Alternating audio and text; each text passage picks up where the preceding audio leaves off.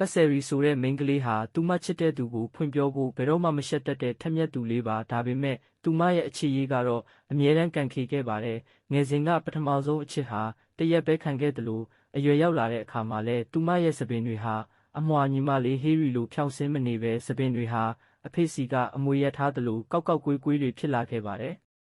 တနေ့မှာတော့ဂင်ဟွန်းဆိုတဲ့ကောင်လေးကိုကမ်းခြေမှာတွေ့ပြီးထက်မှန်ရင်ခုန်မိပြန်တယ်ဒါပေမဲ့ကံကြမ္မာကသူမကိုတခြားတစ်ယောက်နဲ့ဆုံပေးခဲ့ပါတယ်အဲ့ဒါကတော့ရေနစ်နေတဲ့ဟန်ယွန်ဆော့ဆာဆိုတဲ့ကောင်လေးပါပဲဆယ်ရီကသူ့ကိုရေထဲကဆယ်ယူပြီးအသက်ကယ်ခဲ့ရပါတယ်နောက်နေ့ကျောင်းရောက်တဲ့အခါမှာတော့သူမကယ်ခဲ့တဲ့ဟန်ယွန်ဆော့ဟာအတန်းထဲကိုအစ်စ်ပြောင်းလာတဲ့ကျောင်းသားဖြစ်နေတာကိုတွေ့လိုက်ရပါတယ်ယွန်ဆော့ရဲ့အမေကစပင်းညက်ဆိုင်ဖွင့်ထားတာမို့ဆယ်ရီဟာသူမရဲ့ကောက်နေတဲ့စပင်ကိုဖြောင်းချင်တာနဲ့ယွန်ဆော့နဲ့ရင်းနှီးအောင်ကြိုးစားပါတော့တယ်ဒါပေမဲ့သူမရဲ့စိတ်ထဲမှာတော့ဟွန်းကိုပဲတကယ်ချစ်နေတော့လို့ထင်နေခဲ့တာပါ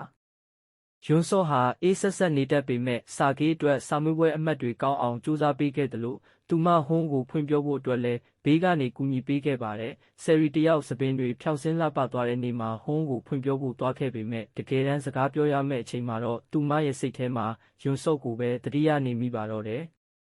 ဆယ်ရီဟာသူမရဲ့စစ်မှန်တဲ့အချစ်ဟာယွန်ဆော့မှန်းသိသွားခဲ့ပေမဲ့ယွန်ဆော့ရဲ့အဖေကသူ့ကိုအမေရိကကိုအတင်းအကျပ်ခေါ်သွားဖို့ကြိုးစားတဲ့အခါမှာတော့ယွန်ဆော့ရဲ့အနာဂတ်အတွက်စိတ်မကောင်းစွာနဲ့ပဲလမ်းခွဲစကားပြောခဲ့ရပါတယ်။ဒါပေမဲ့နှစ်တွေကြာမှာတော့ဆယ်ရီဟာယွန်ဆော့ချန်ထားခဲ့တဲ့မှတ်တမ်းစာအုပ်လေးကိုတွေ့ခဲ့ရပါတယ်။အဲ့ဒီထဲမှာယွန်ဆော့ကဆယ်ရီရဲ့ပုံရိပ်လေးတွေကိုမျက်မျက်နှိုးနှိုးမှတ်တမ်းတင်ထားတာပါ။နောက်ဆုံးမှာတော့ကမ်းခြေရဲ့တဲတောင်ပြင်ပေါ်မှာယွန်ဆော့နဲ့ဆယ်ရီတို့ပြန်လည်ဆုံတွေ့ပြီးပျော်ရွှင်စရာအချစ်ဇာတ်လမ်းလေးအဖြစ်အဆုံးသတ်သွားပါတော့တယ်။